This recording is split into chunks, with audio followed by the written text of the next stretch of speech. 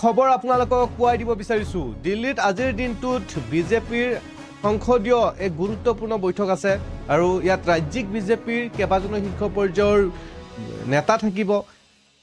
দেশৰ প্ৰধানমন্ত্ৰী ইয়াৰ উপৰিও অমিত শ্বাহ আৰু ৰাজ্যৰ মুখ্যমন্ত্ৰী ডক্টৰ হিমন্ত বিশ্ব শৰ্মা থকাৰ সম্ভাৱনা আছে। কিন্তু তাৰ পূৰ্বে আপোনালোকক জনাইছো যে ২৬ৰ এই বিধানসভা নিৰ্বাচনত বহুকেইজন বিধায়কে নাপাব টিকটৰ পৰা বঞ্চিত হৈ থাকিব। বহুকেইজন বিধায়কে নতুন মুখৰ কপাল ফুলিব, সমান্তৰালভাৱে টিকটৰ পৰাও বঞ্চিত হ'ব ২৬ৰ এই বিধানসভা নিৰ্বাচনত। ২৬ৰ বিধানসভা নিৰ্বাচনত টিকট নাপায় বহুকেইজন বিধায়কে। টিকটৰ পৰা বঞ্চিত হ'ব বহুকেইজন বিজেপি বিধায়ক। নতুন মুখৰ সন্ধানত আছে। ৪০জনকৈ নতুন মুখৰ প্ৰাৰ্থিত্ব দিব বিজেপি দলত। এই মুহূৰ্তত এটা ডাঙৰ খবৰ, কপাল ফুলিব এইবাৰ। ৪০জনকৈ নতুন মুখে স্থান পাব ৰাজ্যিক বিজেপিত। ২৬ৰ বিধানসভা নিৰ্বাচনত বহুকেইজন বিধায়কৰে টিকট কটা যাব।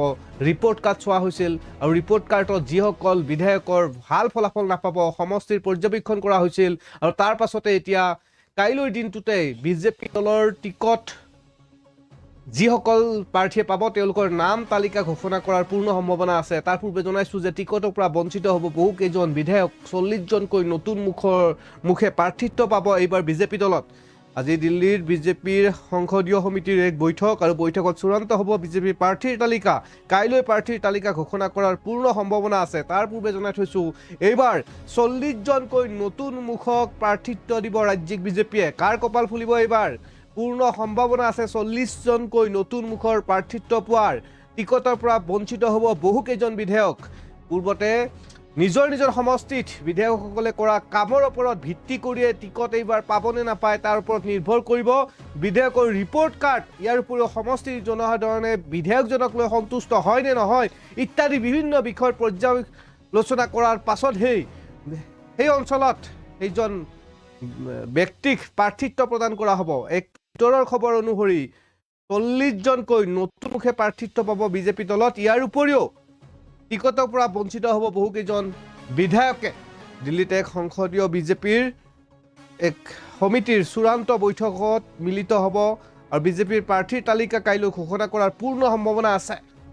এই মুহূৰ্তত দিব্যজ্যোতি দৰ্শকসকলক এটা ৰাজনৈতিক বিগ আপডেট জনাই আছো। ৪০জনকৈ নতুন মুখে প্ৰাৰ্থিত্ব পাব এইবাৰ বিজেপি দলত।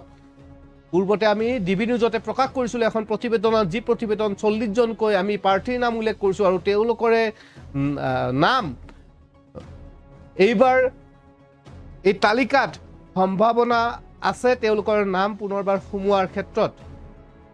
ইয়াৰ উপৰিও বহুকেইজন বিধায়কৰ পাখি কটা যাব। সমষ্টিত পৰ্যবেক্ষণ কৰা হৈছিল বিজেপি দলৰ তৰফৰ পৰা। ইয়াৰ উপৰিও সমষ্টিৰ জনসাধাৰণে বিধায়কজনক লৈ সন্তুষ্ট হয় নে নহয় বিধায়কৰ ৰিপৰ্ট কাৰ্ড ইত্যাদি পৰ্যবেক্ষণ কৰা হৈছিল। প্ৰায় ৩টা পৰ্যায়ত এটা সমষ্টিৰ বিধায়কজনক পৰ্যালোচনা কৰা হৈছিল আৰু ৩টা পৰ্যায়ত পৰ্যালোচনাৰ অন্তত উক্ত স্থানত উক্ত সমষ্টিটোত সেই বিধায়কজন যোগ্য হয় নে নহয় এয়াও ইতিমধ্যে বিবেচনা কৰা হৈছিল। আৰু তাৰ পাছতে এক ভিতৰৰ পৰা পোৱা খবৰ অনুসৰি এই বিশ্বস্ত সূত্ৰই জনাইছে যে তালিকাত এইবাৰ বহু বিধায়কৰ নাম কটা যাব। কোনো কমপ্লেইন কৰিব নোৱাৰিব তেওঁলোকে যে কিয় আমাৰ নাম কটা গ'ল, কাৰণ তেওঁলোকৰ ৰিপৰ্ট কাৰ্ড বেয়া হৈছে। সমষ্টিত উন্নয়ন নকৰা, সমষ্টিত জনসাধাৰণৰ লগত সম্পৰ্ক নৰখা অথবা সমষ্টিৰ কোনো ধৰণৰ কাম কাজ নকৰা বিজেপি বিধায়কৰ পাখি কটা যাব এই ২৬ৰ বিধানসভা নিৰ্বাচনত। প্ৰায় ৪০জনকৈ নতুন প্ৰাৰ্থীক প্ৰাধান্য দিয়াৰ সম্ভাৱনা। নতুন মুখে স্থান পাব ৪০জনকৈ। ইয়াৰ উপৰিও মহিলা প্ৰাৰ্থীক অগ্ৰাধিকাৰ দিব এইবাৰ বিজেপিত। আজি দিল্লীৰ বিজেপিৰ সংসদীয় সমিতিৰ এক গুৰুত্বপূৰ্ণ বৈঠক আৰু বৈঠকত চূড়ান্তই হ'ব বিজেপিৰ প্ৰাৰ্থীৰ তালিকা। কাইলৈ প্ৰাৰ্থীৰ তালিকা ঘোষণা কৰাৰ পূৰ্ণ সম্ভাৱনা।